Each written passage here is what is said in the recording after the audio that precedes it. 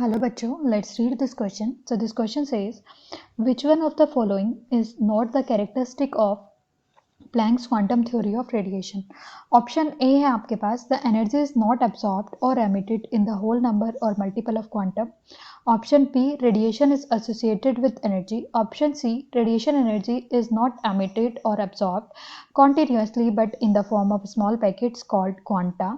This magnitude of energy associated with the quantum is proportional to the frequency. तो इसमें की concept क्या है हमारा? Planck's quantum theory.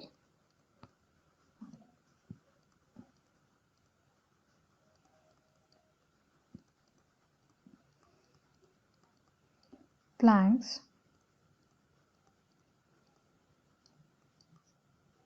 Quantum theory. तो प्लैंक की क्वांटम थ्योरी क्या थी, हम उसको समझ लेते हैं, उसके बाद हम इस क्वेश्चन का आंसर इजीली दे पाएंगे. तो प्लैंक की क्वांटम थ्योरी समझते हैं. प्लैंक ने एक थ्योरी दी थी, that is Planck's quantum theory. क्या था उनका थ्योरी? प्लैंक ने अज्यूम किया था कि रेडिएशन, जो भी रेडिएशन होती हैं वो एसोसिएटेड होती हैं. उनका पहला अजम्पशन था radiation is associated with some amount of energy.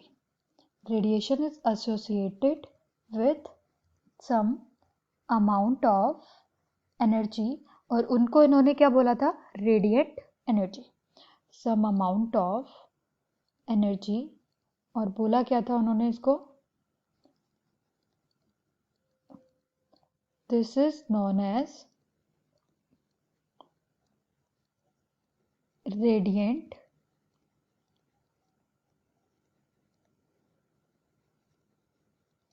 Energy. इसको क्या बोला था? Radiant energy. ठीक है.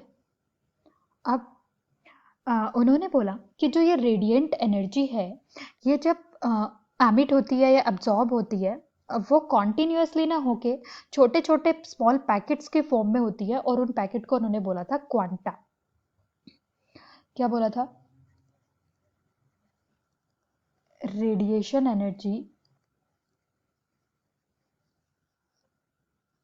इज नॉट एमिट और absorb continuously but discontinuously in the form of packets. Discontinuously in form of small packets. और इस हर एक स्मॉल पैकेट को उन्होंने क्या बोला था?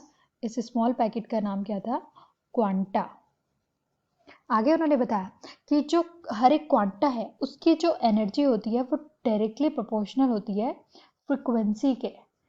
क्वांटा की जो एनर्जी है वो डायरेक्टली प्रोपोर्शनल होती है फ्रीक्वेंसी के. इसका साइन हटा के प्रोपोर्शनैलिटी का हम एक कांस्टेंट ले लेते हैं और उस कांस्टेंट का नाम है एच, प्लैंक्स कांस्टेंट. उसकी वैल्यू फिक्स होती है प्लैंक्स कांस्टेंट. ठीक है. तो ये था प्लैंक क्वांटम थ्योरी. उन्होंने कहा था ये 1 मोल के लिए है. अगर आपके पास n मोल है, फॉर n मोल आपके पास E equals to n h nu. n का जो वैल्यू है 1 2 3 4 कुछ भी हो सकता है.